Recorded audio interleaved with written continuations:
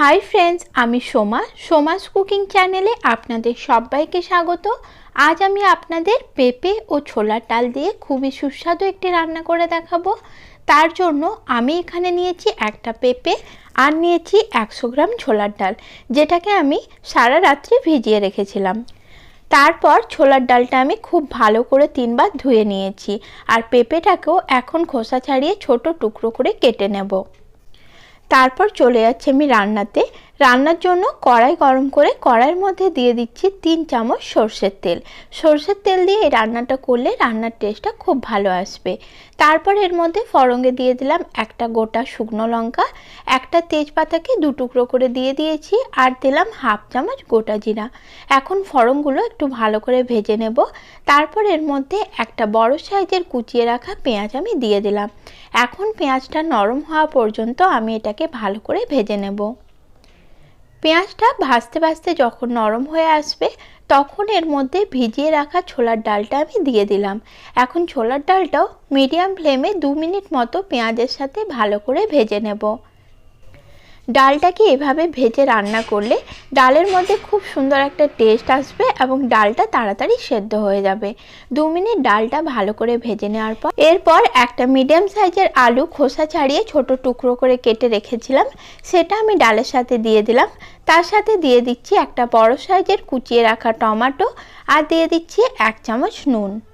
এখন সব কিছু ভালো করে মিশিয়ে আরও 2 মিনিট মতো আমি এগুলো ভেজে নেব। 2 মিনিট পর আমি এখানে কিছু গুঁড়ো মশলা অ্যাড করে দিচ্ছি, যার মধ্যে রয়েছে হাফ চামচ হলুদ গুঁড়ো, হাফ চামচ জিরা গুঁড়ো, হাফ চামচ ধনে গুঁড়ো এবং দিলাম হাফ চামচ লাল লঙ্কার গুঁড়ো। তারপর দিয়ে দিলাম হাফ চামচ আদা ও রসুন বাটা। অল্প একটু জল দিয়ে সব কিছু খুব ভালো করে কষিয়ে নেব। আর ঝালটা যে যেমন খান সেই অনুপাতে এখানে ব্যবহার করবেন।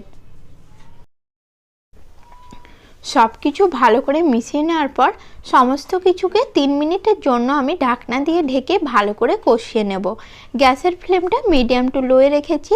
3 মিনিট পর ঢাকনাটা আমি খুলে নিলাম আর সব কিছু দেখুন খুব ভালো করে কষানো হয়ে গেছে। এই পর্যায়ে আবারও একবার ভালো করে নাড়াচাড়া করে এর মধ্যে আমি কেটে রাখা পেঁপেটা দিয়ে দিচ্ছি। পেঁপেটা আমি ছোট টুকরো করে কেটে ধুয়ে রেখেছি, সেটাই দিয়ে দিলাম। এখন পেঁপেটা সব কিছুর সাথে ভালো করে মিশিয়ে নিচ্ছি।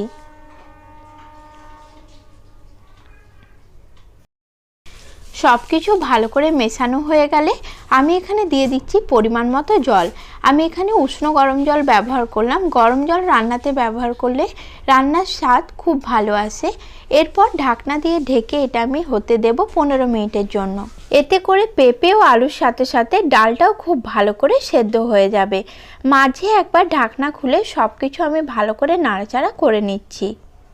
এর আগে আপনারা যদি এইভাবে কখনো পেঁপে রান্না না করে থাকেন তাহলে একবার হলো এই রান্নাটা করে দেখবেন, খেতে খুবই সুস্বাদু হয়। এরপর এখানে দিয়ে দিলাম 3টে কাঁচা লঙ্কা। তারপর তরকারিটি আবারও ঢাকনা দিয়ে ঢেকে হতে দেব।